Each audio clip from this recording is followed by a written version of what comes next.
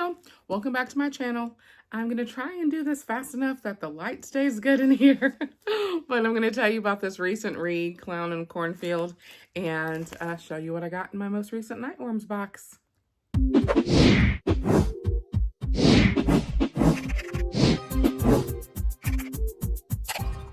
All right, let's start with the book, shall we? Clown in a Cornfield. It was not, I'll be fair, I had no idea what to expect. I saw somebody else post about having read this book and there's a sequel and they liked it. And I was like, oh, that's interesting. And I plan on seeing Killer Clowns from Outer Space as part of spooky season here locally. So I think I sort of had this clowns on the brain kind of thing happening when I saw that post. And so I checked it out from the library, put it on hold, came over from a different library.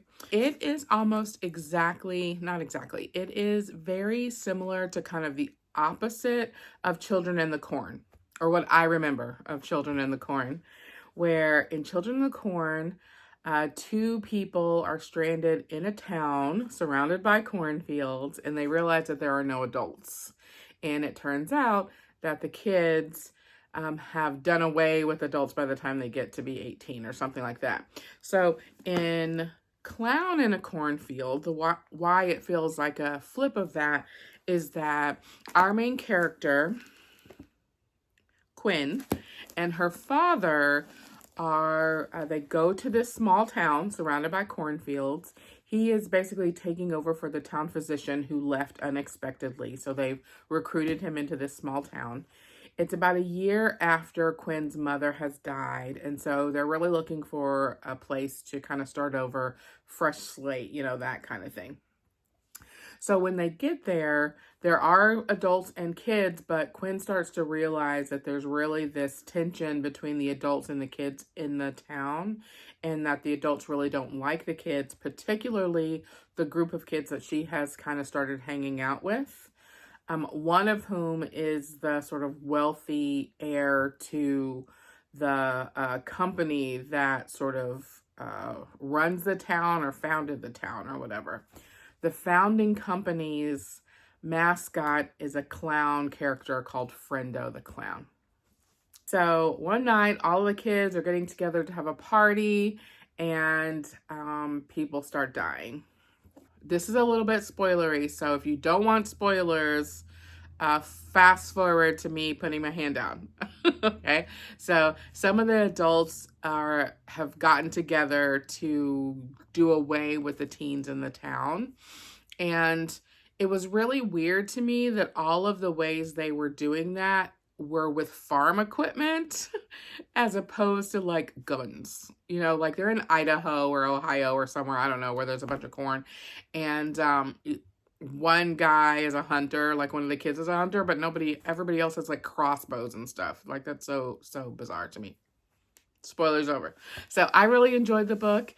It was a fun read. It's a horror novel, as you might expect from the cover, and it ends with an open-ended enough ending so that there was a sequel. And I would definitely read the sequel. I'm behind on some other reads I have to get through right now, so I'm not going to read it right away, but I would come back to it to see how everybody sort of navigates the ongoing treachery that is Friendo the Clown. So that's Clown in a Cornfield by Adam Cesare. I don't know if I'm saying that right.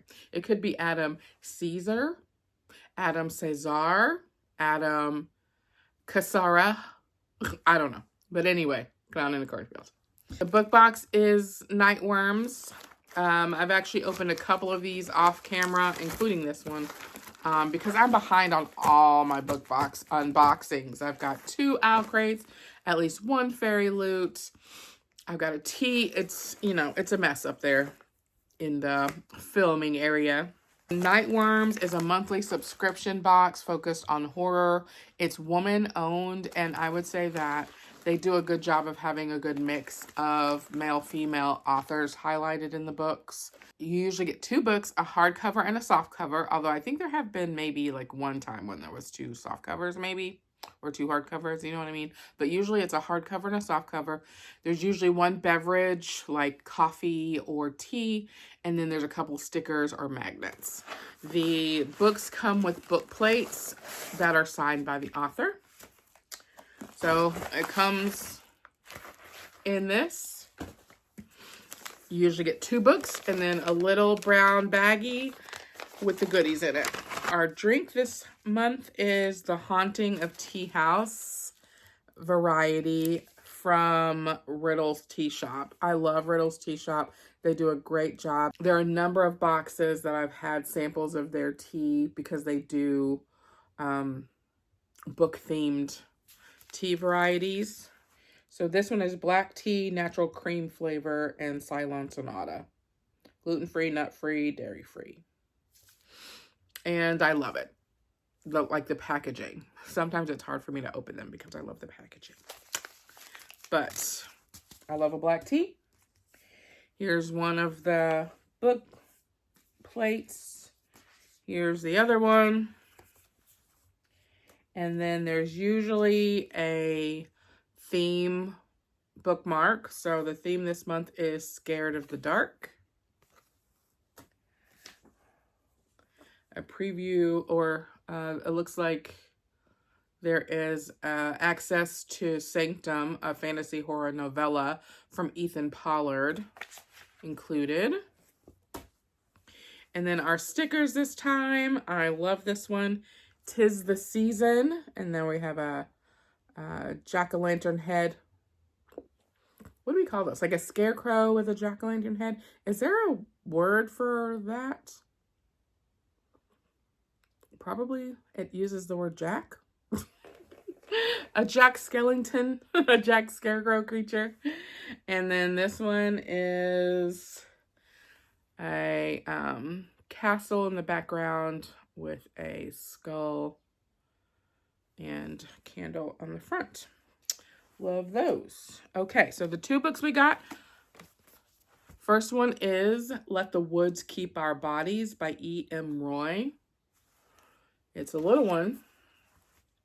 In the small town of Eston, Maine, weird things happen sometimes. Leo Bates knows what's behind every corner in her hometown, where she's lived her whole life. Some disjointed memories and grief for her late parents, sure, but nothing dangerous. Nothing unexplainable. But the familiar becomes strange the longer you look at it. When Tate Mulder goes missing and Leo is pinned as the prime suspect, she can only watch as the town she thought she knew deteriorates around her. She is forced to confront the truth about her parents, Eston, and her relationship if she is to survive an onslaught of conspiracies, cryptic monstrosities, and whatever is hiding in the woods where Tate was last seen. Finding the girl she loves may be the only way to restore balance to Eston, if such a thing ever existed to begin with. So we've got some small town. We've got some small town secrets, which are pretty common horror trope, right? Like small town secrets.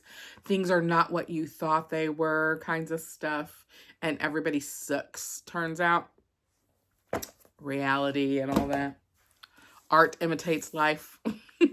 And then our hardcover book, which I'm excited for because I've been looking at it anyways, is A Haunting on the Hill by Elizabeth Hand. I love this cover. Love it, love it, love it.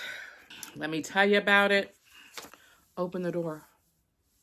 Holly Sherwin has been a struggling playwright for years, but now, after receiving a grant to develop her play, Witching Night, she may finally be close to her big break. All she needs is time and space to bring her vision to life. When she stumbles across Hill House on a weekend getaway upstate, she is immediately taken in by the mansion, nearly hidden outside a remote village. It's enormous, old, and ever so eerie, the perfect place to develop and rehearse her play. Despite her own hesitations, Holly's girlfriend, Nisa, agrees to join Holly in renting the house for a month, and soon a troupe of actors, each with ghosts of their own, arrive. Yet as they settle in, the house's peculiarities are made known. Strange creatures stalk the grounds, disturbing sounds echo through the halls, and time itself seems to shift. All too soon, Holly and her friends find themselves at odds, not just with one another, but with the house itself. It seems something has been waiting in Hill House all these years, and it no longer intends to walk alone. I believe it is a successor or a what could happen next on the House on the Hill from the Haunting of Hill House by Shirley Jackson. Oh yeah, here's Victor LaVale's little blurb on the back. If there's a writer you can trust with this formidable task, it's the wildly talented Elizabeth Hand. A Haunting on the Hill is an admirable successor to The Haunting of Hill House. Alike in spirit, but never trying to simply repeat what Shirley Jackson did. Creepy, tragic, and yes, haunting.